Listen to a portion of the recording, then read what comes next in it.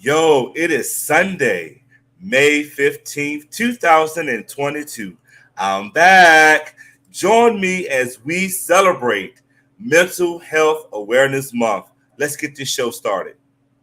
Since the beginning, they counting this out. Just check the history, know that the system can't stop us. The paper they count came from the blood, sweat, and tears of our people. The pivot, scream greatness and shout. Hate our existence, but really, yet truly, we hold all the power, no route. Brace yourselves when we amount, cause we limitless. DNA royal, not menaces, know that we limitless. Brothers and sisters in arms, so the power be limitless. DNA royal, not menaces, know that we limitless. Brothers and sisters in arms, so the power be limitless. My heart vast in blackness, defined by our past, persevere through the obstacles, pain and our laughter, but let me get back to what matters. Cap up my brother, no reason to clap him. Uplift my kinfolk, we shooting for Saturn. No one left behind when we climbing this ladder. My skin and the joy make them 1% matter. That's fact that the matter. Open your eyes when you look at the mirror and see what I see.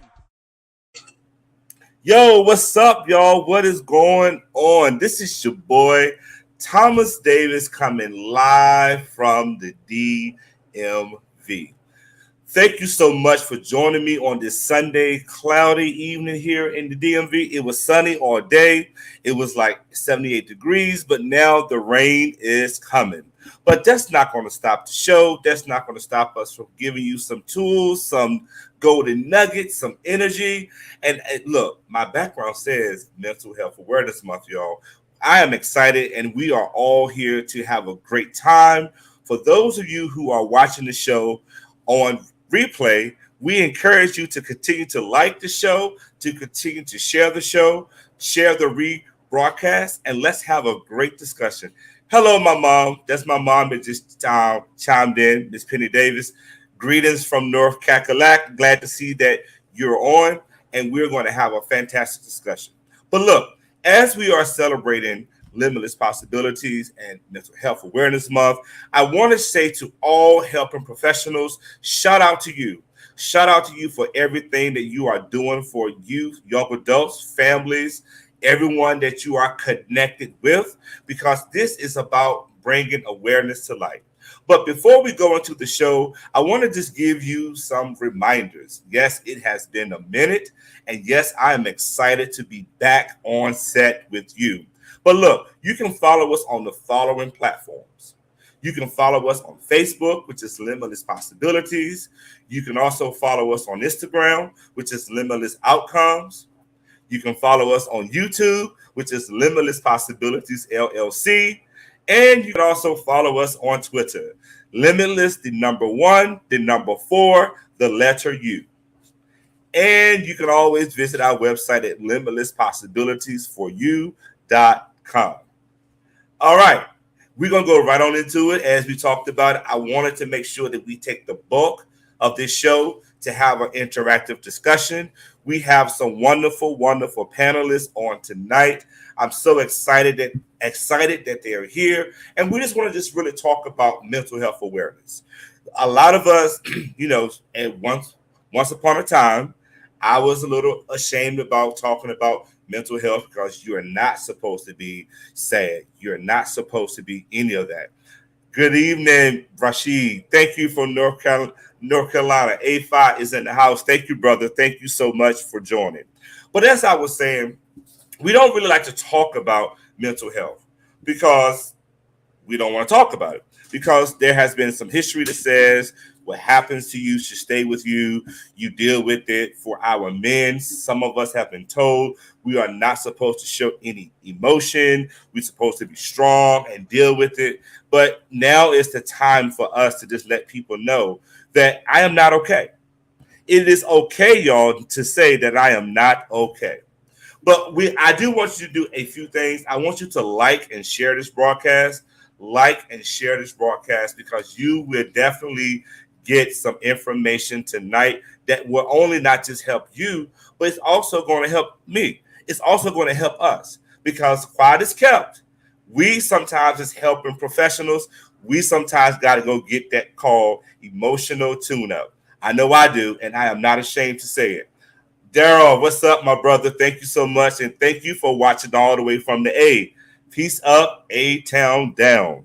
Hey, I love it. I love it. But look, it's Sunday. It's May 15th. And we're going to keep this show moving. And I'm going to get you out by 8 o'clock so you can get your evening back and prepare for a work week, school week, and things as such. But without further ado, I'm just excited to just really talk about tonight what mental health is. Mental Health Awareness Month is designed for us to just bring awareness. Now, mental health comes in different shapes and forms. You will learn this on this evening. Not everyone has a severe mental health disorder, but there are sometimes people that have some anxieties. People feel overwhelmed. People feel stressed, burnout, grief and loss. All of those are examples of mental health. But I'm not going to go too far into that tonight yet until we bring on some dynamic guests. But I want to start with some mental health facts. You're about to see some data come across the screen, and I want you to really listen to what I'm about to say. According to this survey, and this is a certified credible source, 1 in 5 individuals has had a mental health or have a mental health disorder. 1 in 5. 1 in 5 also have reported that they had a significant negative impact on their mental health. Think about the pandemics. Think about everything that we have gone through in these last few years. 1 in 20 has had a serious mental health issue, and about 1 in 15 has experienced both a substance abuse and mental health disorder combined. That is a lot of data, y'all. That is a lot of data. And I wanted to come on along with some other dynamic guests that are doing the same thing that I'm doing. Shout out to you for letting the world know that it is okay for us to say, I need some help. But tonight I have some beautiful ladies in the house and a brother that's going to hold it down tonight. So without further ado, I want to bring on first Miss Shaditra Robinson. Beginning, they counting this out. Just Shaditra, what's up?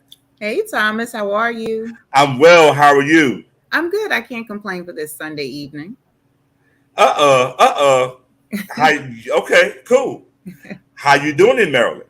All is well. All is well in Maryland. It was a beautiful day. I was able to get my mental health tune up today. So I went for my jog this morning. Mm-hmm. So, kicking off my week in the proper fashion. Mm-hmm.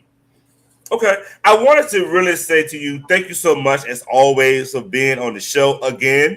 We love you. You are always one of my high demand people to come back. So I thank you so much for being on. No problem. Thank you so much for having me. All right. We're going to bring on Miss Cordelia Crenshaw. This the beginning. They counting this out. Just check this. Miss Cordelia, how you doing, love? Hey, Thomas. How are you? I'm amazing. How are you? I'm doing great. Thanks for having me. Welcome to the show. Welcome to the show. Can I tell them why I'm so excited to have you on tonight? Please. Yes, ladies and gentlemen, I'm excited because Miss Crenshaw is a product of limitless possibilities. She is dynamic. She is an amazing therapist. She works with everybody, and she has received raving reviews. So thank you so much for being on the show tonight, Miss Crenshaw. Thank you for having me. I'm so excited. Me too. All right. We got another guest in the house, Mr. Herman Frazier. Herm. Beginning, they counting this out. Just check the history, know that. Herm, what's up? I forgot. Herm. How you doing, brother? I'm good. How you doing, bro? I'm good. May I share why I'm excited to have you on as well?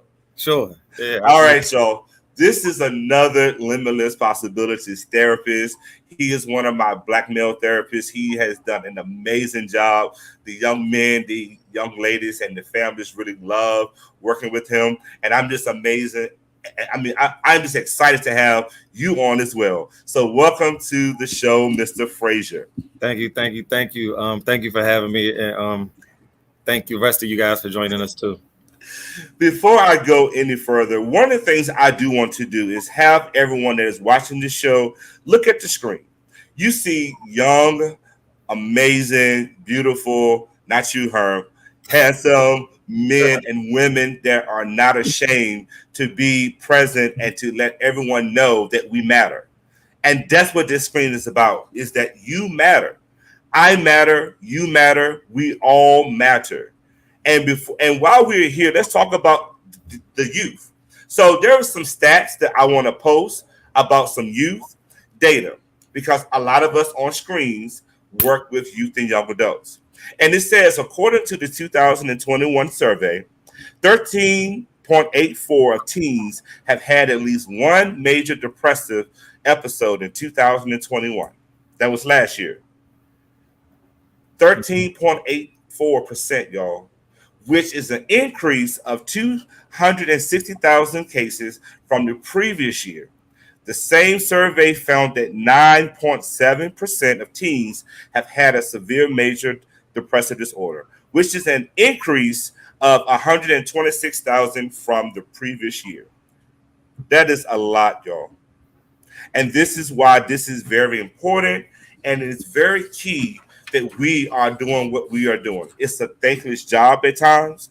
And I want to thank you, Shaditra. I want to thank you, Cordelia. I want to thank you, Herm, for just being able to be who you are and not be ashamed to say, yo, I am a mental health therapist and I love what I do. All right, we're going to get started with some brief introductions. I want to ask a question, and we're going to do it like a panel type discussion, and please feel free to join in. But let's always start with our lovely ladies. Ms. Cranshaw, first question is, can you let us know who you are? What is your passion around working with this particular population? And how long have you been doing your respective profession? Thank you, Thomas. So I am Cordelia Cranshaw, actually newly married, Cordelia Skeet. I need to start using that new marriage name.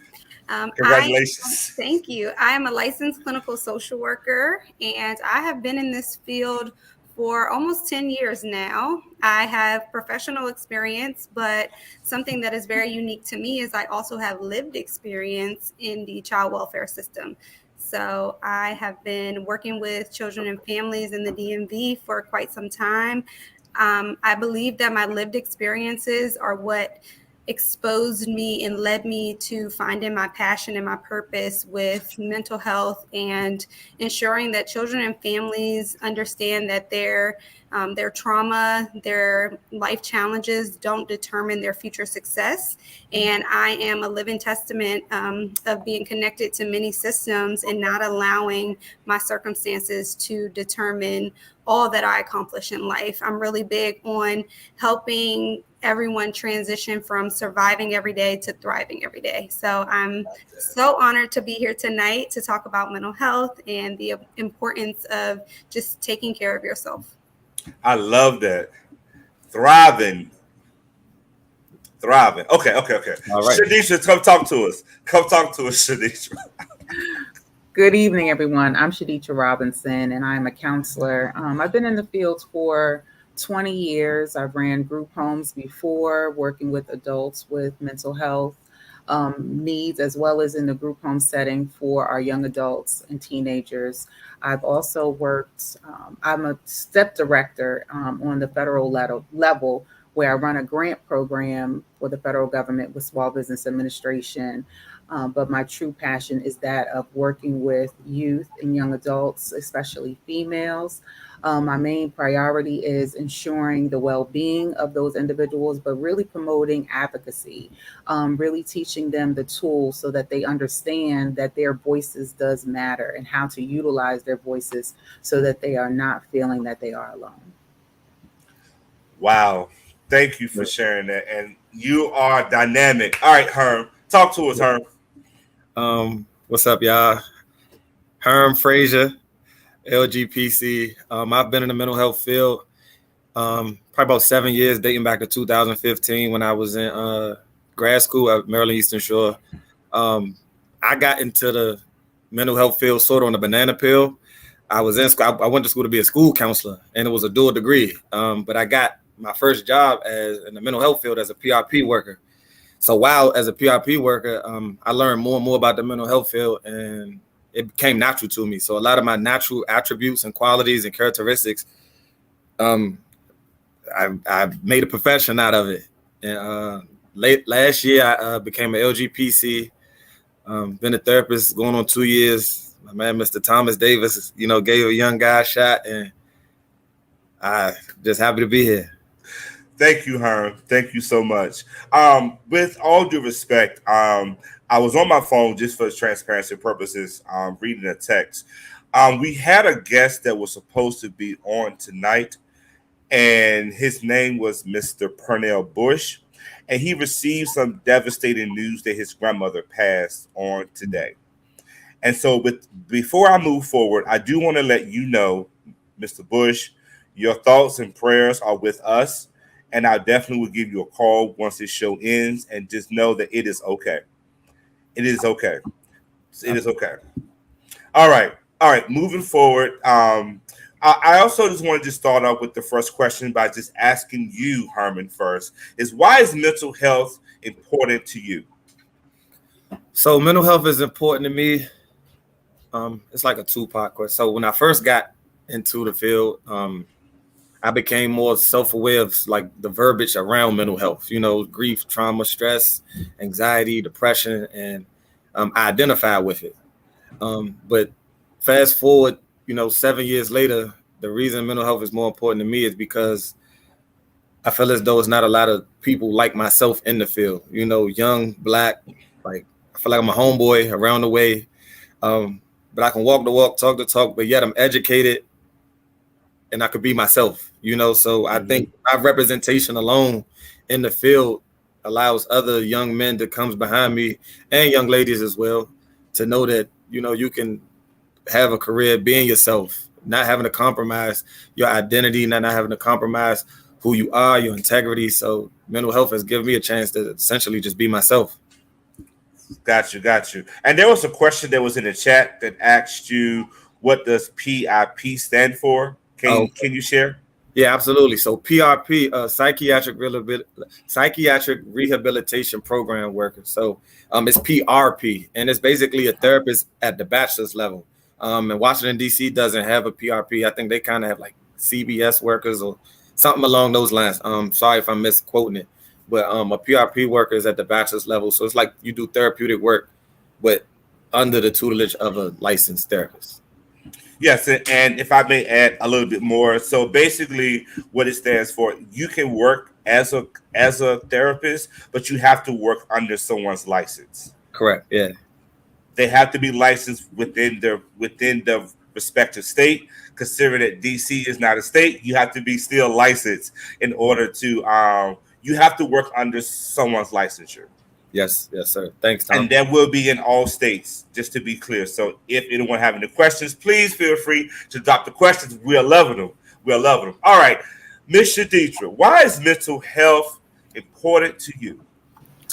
Well, I would say mental health is important to me is because it does dictate how you think, how you feel, and how you act.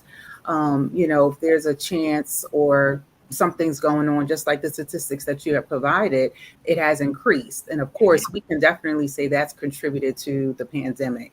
A lot of people having to be at home, being isolated, not having their daily routine. So that has provided them where they're not in their normal routine of how they think, feel, and how they act. And it definitely lends to, determining how you handle stress.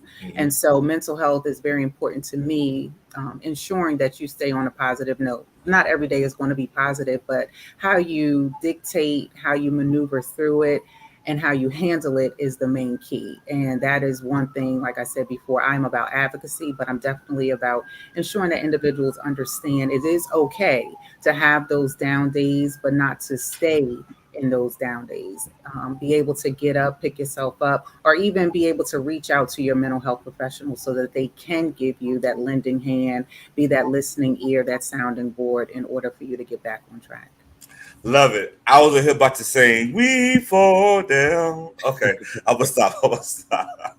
Cordelia, talk to us, sweetheart. Yes.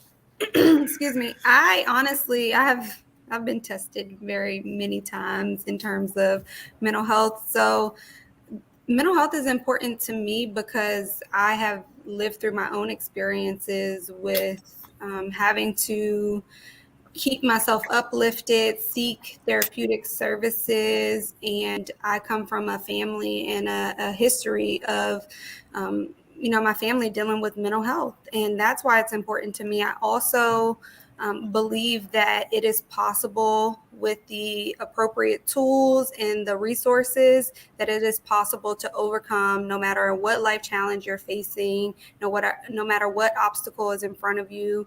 It is possible. And I remember just growing up in our community hearing, what happens in this house stays in this house, or if you go to therapy, you're crazy. And I just love that in today's world, we're shedding so much light on the importance of mental health, and that mental health isn't what you look like, where you come from, your economic status, what parent household you grew up. None of that matters. Everyone deals with some form of mental health, and to know that I'm a part of the change that is coming and raising that awareness, that's why it's important to me. You said something that touched my soul very well. I'm from the country. People may say Danville is not the country, but it is. And one of the things that I've learned is that in the South, there was this thing that what happens in my house better stay in my house. It better not leave this house. And so you had to have a lot of stuff here that you cannot do this and verbalize it. And so I do agree with you that it is definitely something that is known. Not saying that it's not up north, not saying that it's not in the Midwest. I don't want no hate emails. I'm just saying from my experiences and from where I'm from, this is kind of what we was, told. What happens in this family stays in this family. And sometimes what's in this family needs to come out the family so people can get some help. So, that's something that I have had to learn. And this goes into like the next question.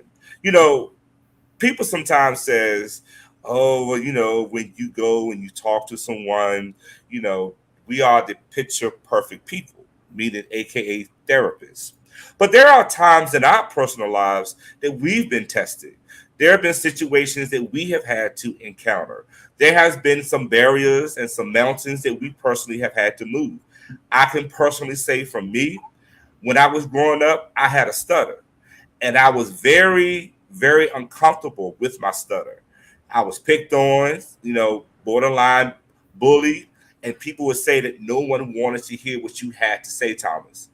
And that made this right here, that stayed here for a while, even into my mid-20s, closer into my 30s. But there was someone that said, if it takes you 25 minutes to say hello, darn it. But they didn't say darn it. You take their 25 minutes and you say hello.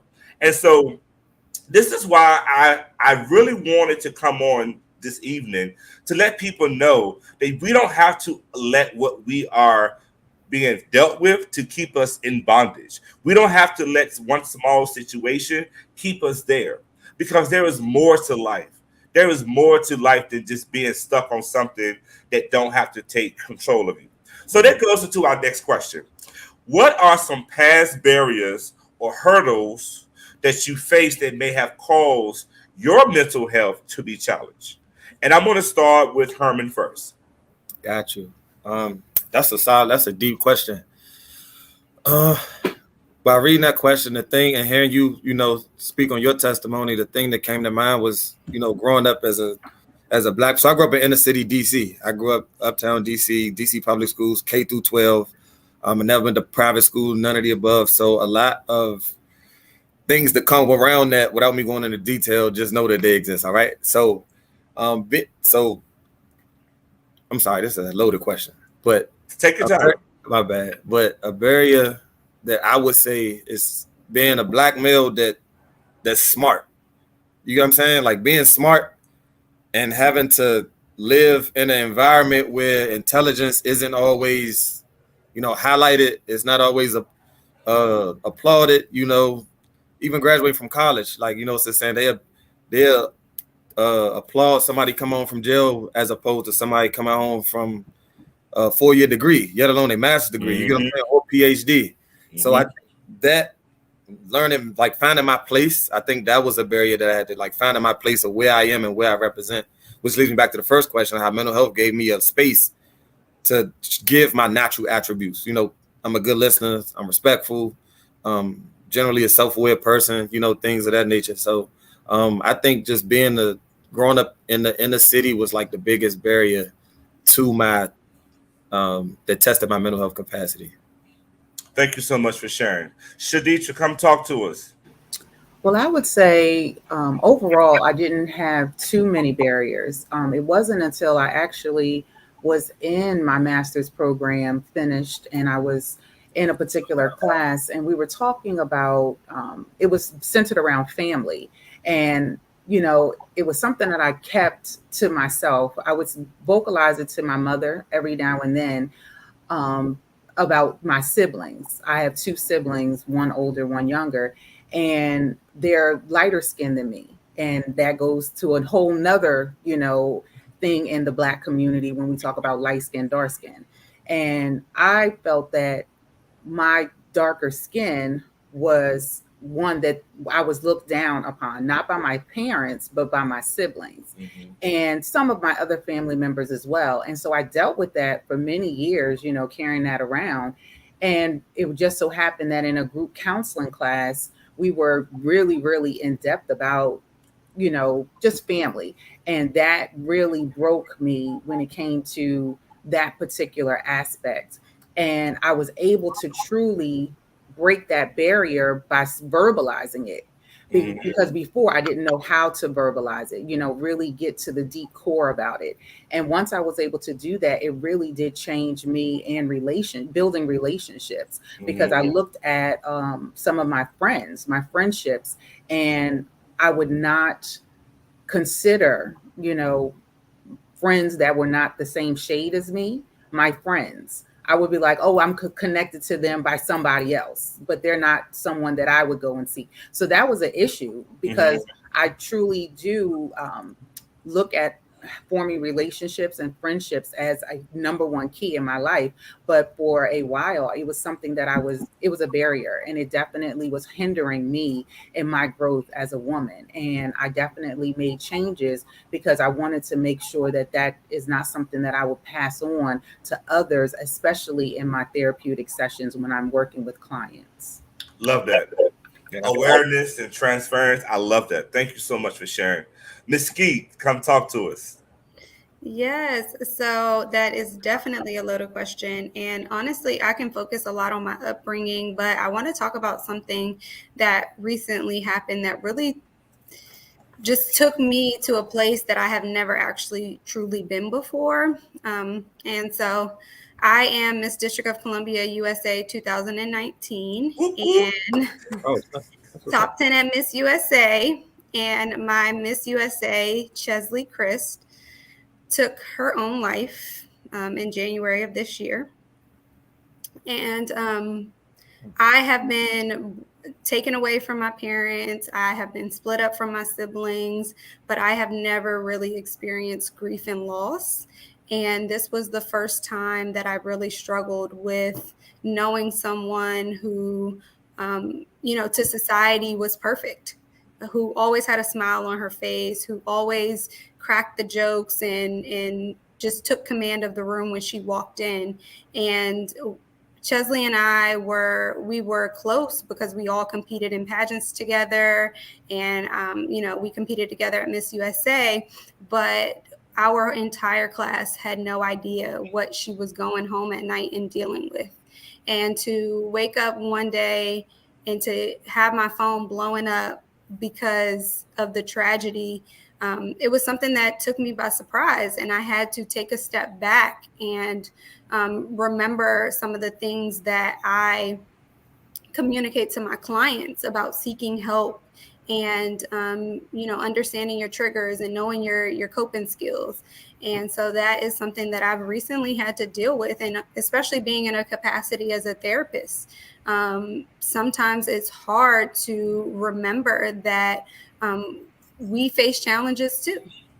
And so that was definitely something that triggered this fire under me about really promoting the importance of mental health and talking to someone when you feel hopeless, when you feel afraid, when you are aware that you're struggling and it's hard to get out of that. So rest in peace to my Miss USA, Chelsea Chris. Rest in peace. Rest in peace. Yes. I want to stay here for a quick second. I want to say that suicide, as we know, is on the rise, right? Prayers to you, Mesquite, and to your just prayers. But I do want to talk about this, and I would love for Herm and Shaditra to chime in on this. There was an Instagram post. I don't know if you guys saw where a young lady had wrote a letter to her parents, and she did the suicide letter, and she wrote her parents this note just saying that it was nothing that that happened per se, and she just kept apologizing so much about, I'm sorry, I didn't mean to let you down. I'm sorry that this had to happen this way, but I feel that this is the best thing for me.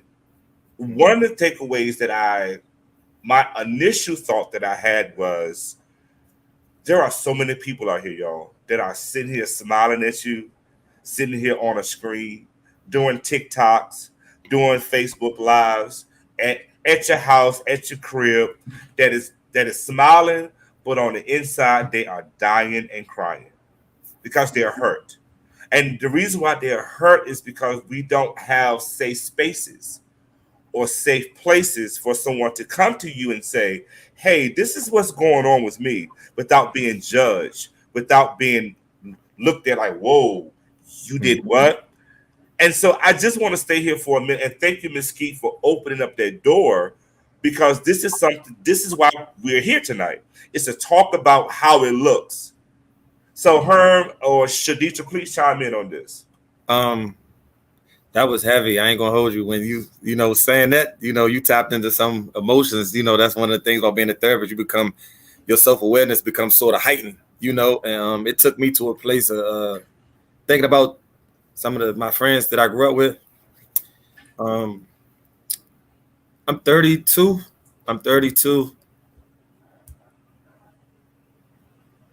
And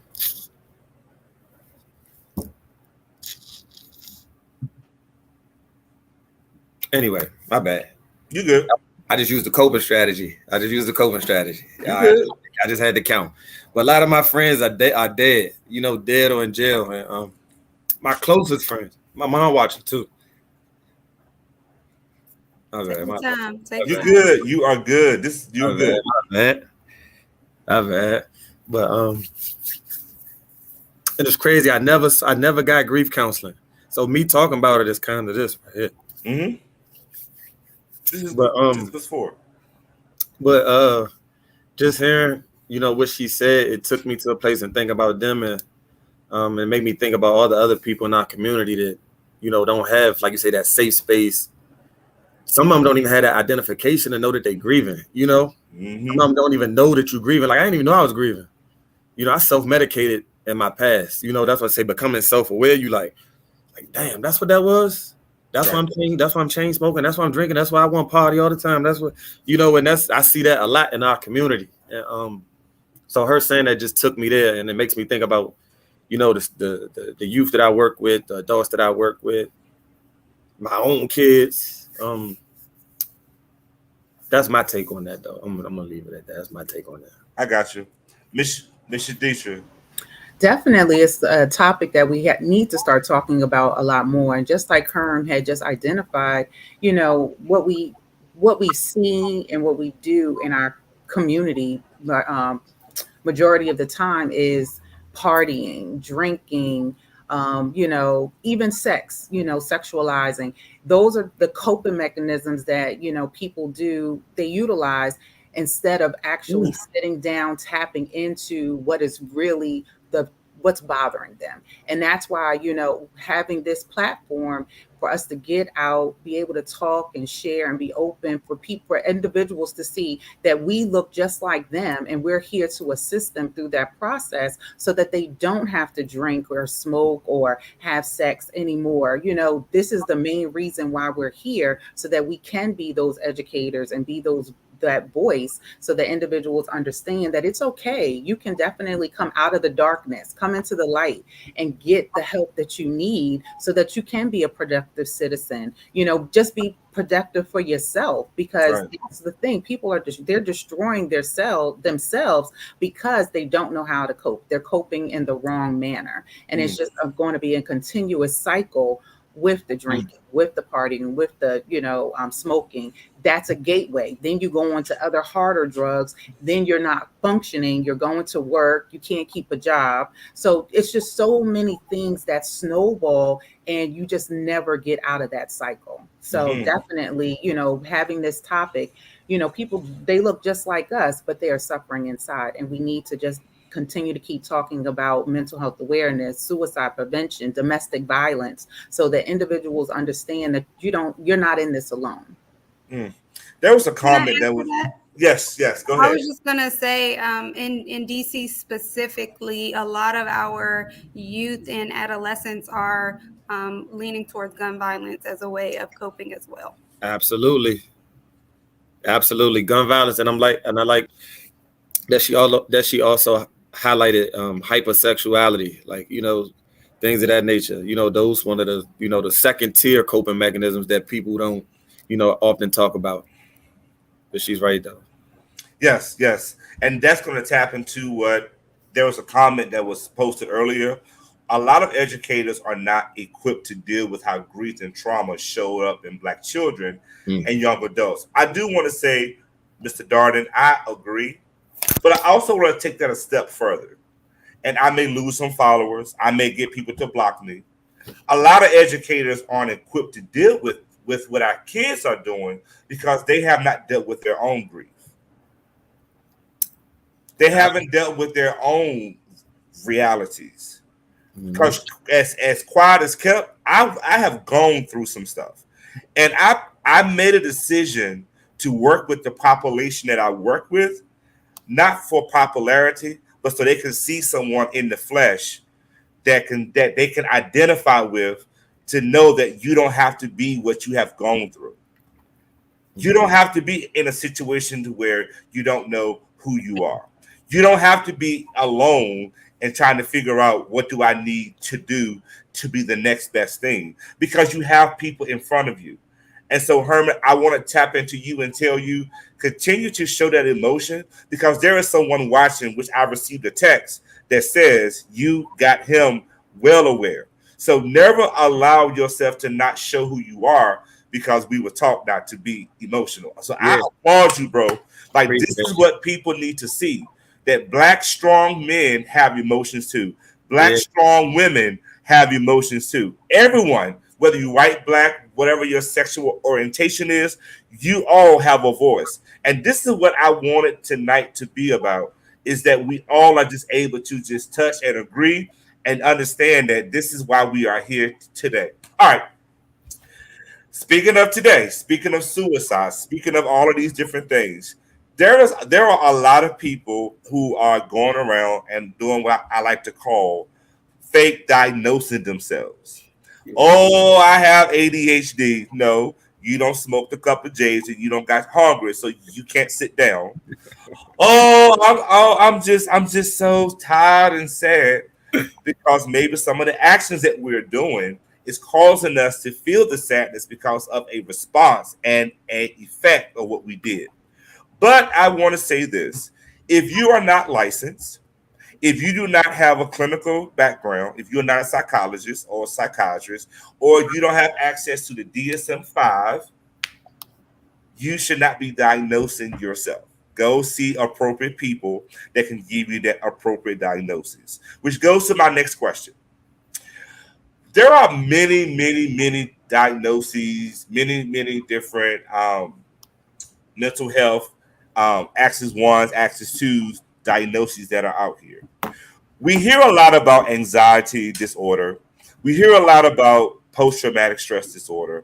But can you all just shed some light on some mental health diagnoses that you have experienced or have worked with people about, and give us a brief summary of what the diagnosis is, starting with Cordelia?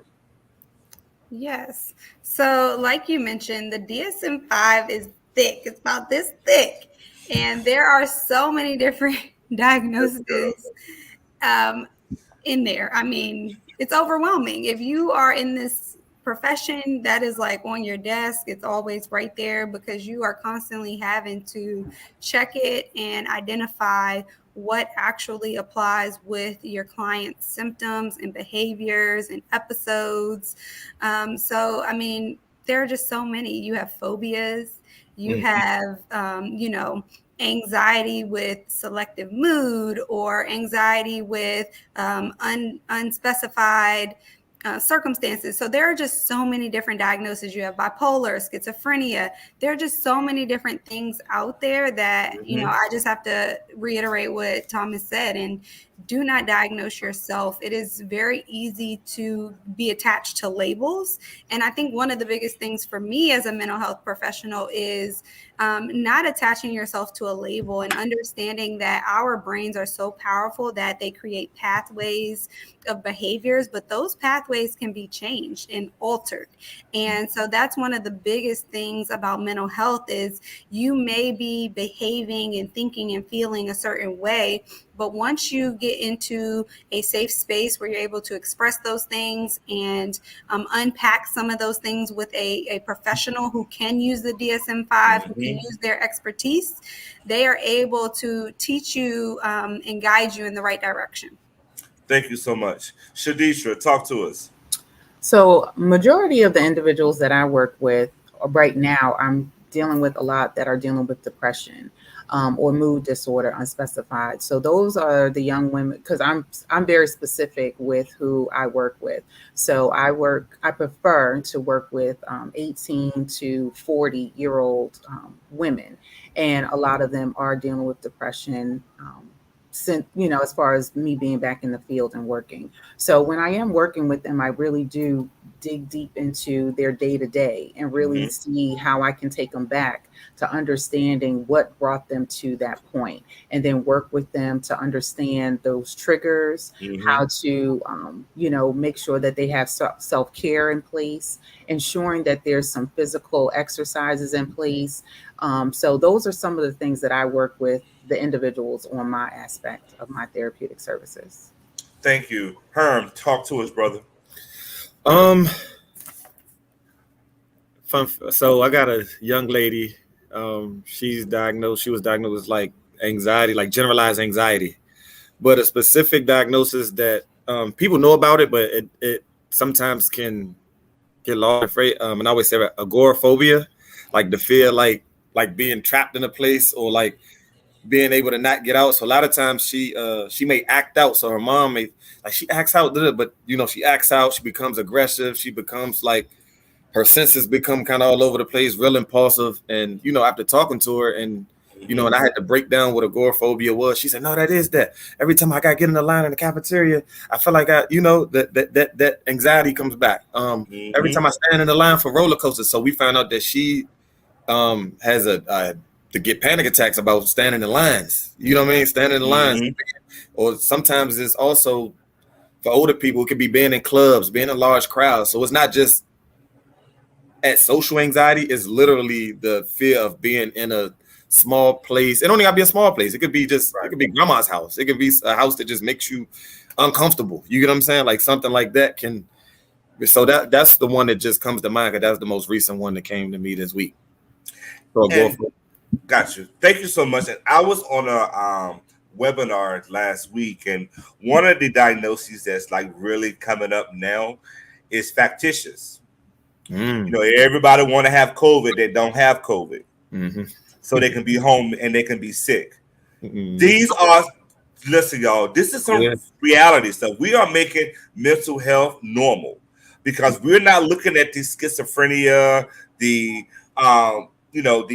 personality disorders. We're talking about everyday life.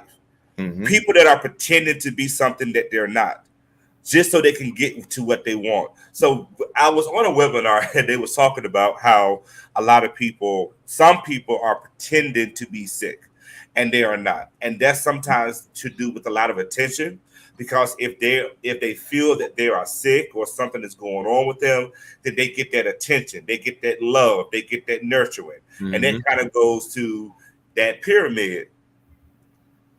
Self-actualization, that sense of love and that sense of belonging. They are wanting to get that love. They are wanting to get that belonging, but instead of them saying, I don't feel safe, instead of them saying that I don't feel like you care about me, they pretend to be something that's not even in the reality. So these are, listening audience, some examples of what some of the diagnoses is. Low level, self-explanatory way.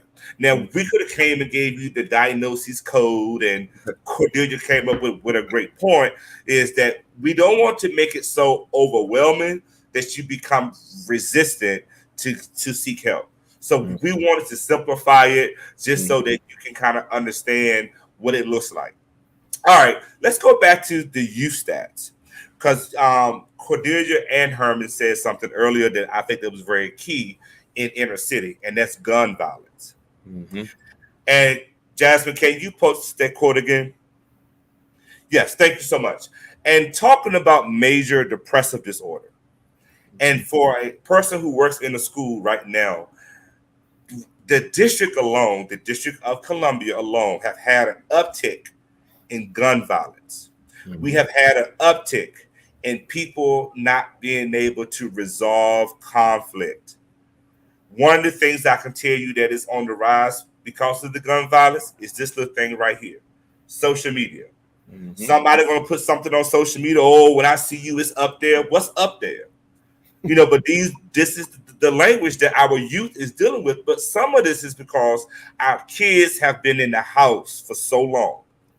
So now we have opened up the world. They are now reintegrated back into the school systems, and they have lost their ability to know how to resolve conflict.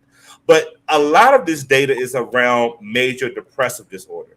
And a lot of our youth has been depressed or are depressed because they had to lose a best friend walking home from school. They had to see a parent die from the pandemic. They had to be transitioning from one house to another house for whatever reason. Shadisha, can you share what were your thoughts when you saw this data?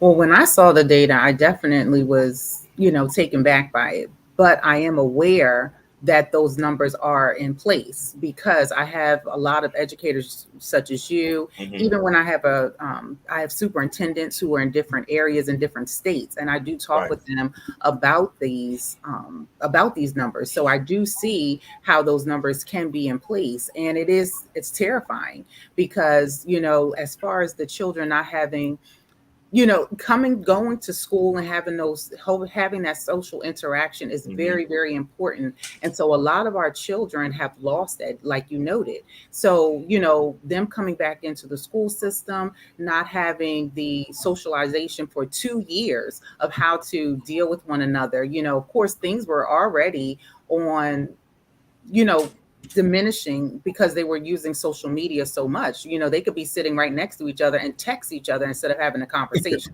So when it comes to resolving issues, it's really out the window now. And so that's one thing that, we really have to work on our youth with, getting them to understand conflict resolution, how to even just interact with each other. And I want to take it all the way down to our middle schoolers and our elementary school children. They have been, and you have some children who were born during the pandemic. So all they know is wearing a mask, being at home with mommy and daddy. That's all they know. So when it comes time for them to have to start being integrated back into the schools, they don't know how to socialize. So we have to take it back to the true basics so that we can start, so they can attain those skills so that we can then start filtering in the other skills that we would need for them to be productive citizens. Love it. Herman, talk to us. So when I saw that data, right, I'm going to come from another perspective. So by day, I work as a school counselor at Bishop McNamara High School. For those that don't know, it's a Catholic school, Forestville, Maryland, predominantly Black. And as a school counselor, a lot of students come, they talk to me.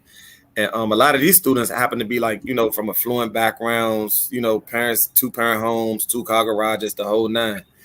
But they suffer from like the depressive disorders from the overachieving aspect of things. Like we got students that go to Yale, Harvard, MIT, and when I tell you the pressure that these students put on themselves, the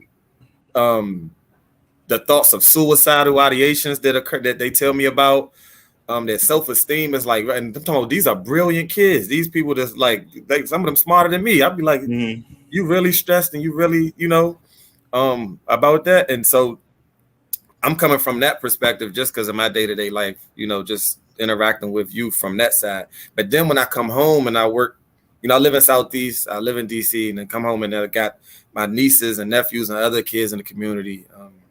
Just seeing that side of it. A lot of them also, you bring up the self-actualization part of the pyramid. I actually refer to that a lot.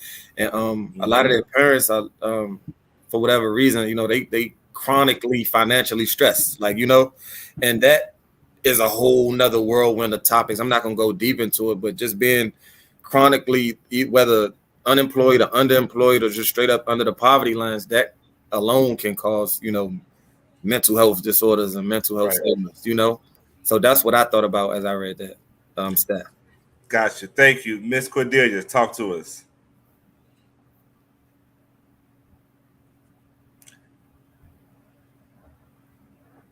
I think because you're on mute. Come off mute. Thank you. There you go. I would just say for me, the statistics are disheartening. It's unfortunate that we are where we are with technology and social media, and there's still a gap that is missing between,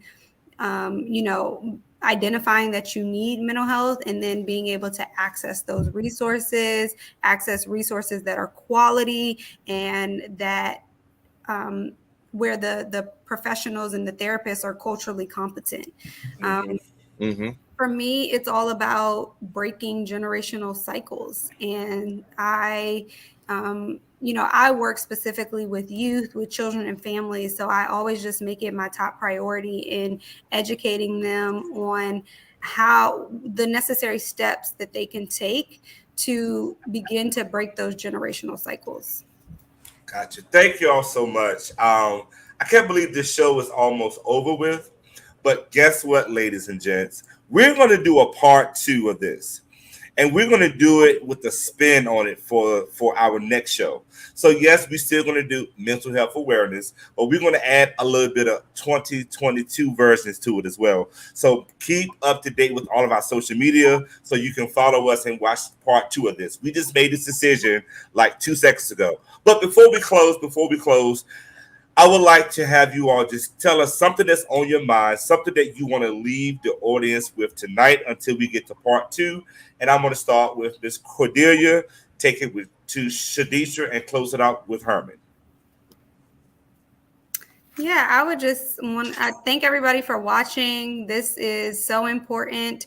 I want to remind everyone to continue to have the courage to step out there and seek help whenever you need it. You don't have to be at rock bottom to seek help and to brush up on your coping skills and positive affirmations. So continue to be courageous, and please share with your friends, your family, when you do take that next step so that they can see how it's working in your life and how important it is to focus on their mental health.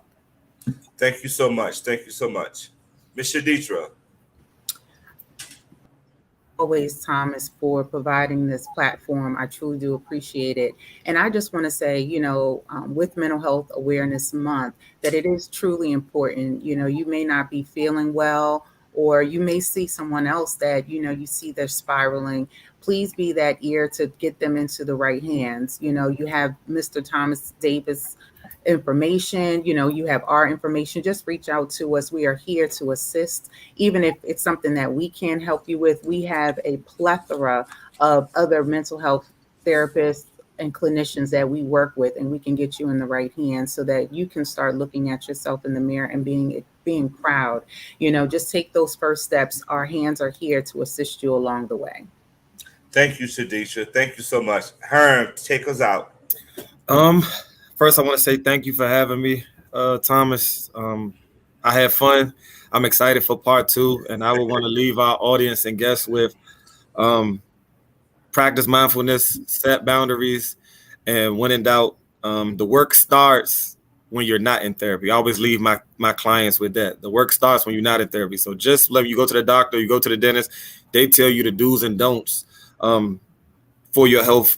The same thing applies to mental health. So boundaries, mindfulness, those are 2 things that you can use to practice, in your day-to-day. Thank you, sir. Thank you, sir. Now we're going to hit up the Thomas Bar.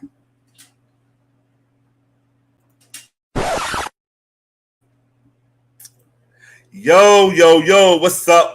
This is your boy Thomas coming in with a quick chicka Thomas Bar. What are the facts of life, y'all? What are your facts of life? Your facts of life should be simply to do this: learning to involve ourselves fruitful and have positive environments. Learning to involve ourselves in fruitful environments. Learning to involve ourselves in fruitful environments. It's simply like this, y'all. Sometimes we gotta plant seeds in some soil that we know that's going to be growing. Positive relationships, positive friendships, positive employments, positive self-talk. If we continue to not plant ourselves in that fruitful environment, then we're going to become toxic. Everything around us is going to become negative. So we got to learn how to plant ourselves in that great environment in which you are trying to go upwards. It's all about being self-aware, being understanding to who you are, and lastly, have a purpose and being fruitful and understanding where you need to go. Self-care, wellness ideas. If you follow us on social media, you see that we post this stuff all the time. Please continue to follow it. Living with a mental health illness takes a strength, but most people would never know. If you look at my shirt, I wrote this shirt for a reason, because everyone has a story, y'all. But there is a true story that is based on your thoughts, your mind, and your life that has nothing to do with no one else. If you carry that mantra, you don't have to worry about what people have to say. And lastly, y'all, understand time waits for no one. So what are you waiting on? Who are you waiting for? Wait on no one. Get it done. But look, it's been a great night. I'm so happy to be back. Yes, I'm back, and I am ready for you. So keep following us on our platforms.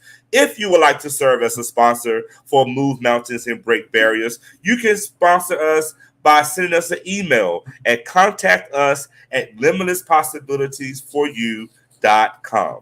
I would love for you to sponsor, and shout out to our sponsors, Project Design. Shout out to our sponsors, Theme by Design. Yo, we have some sponsors in the house. Foley Digital. We have H22 Marketing. These are Limitless Possibilities and Move Mountains Break Barriers sponsors. Again, contact us at Limitless Possibilities if you would like to sponsor Move Mountains and Break Barriers.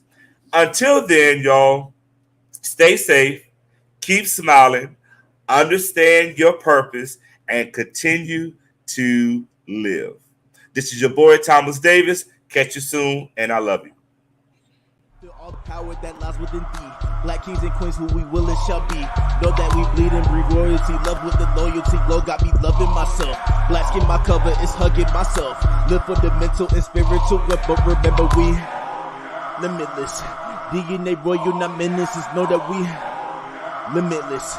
Brothers and sisters in arms, know the power be limitless. DNA royal, not menaces. Know that we limitless. Brothers and sisters in arms, know the power be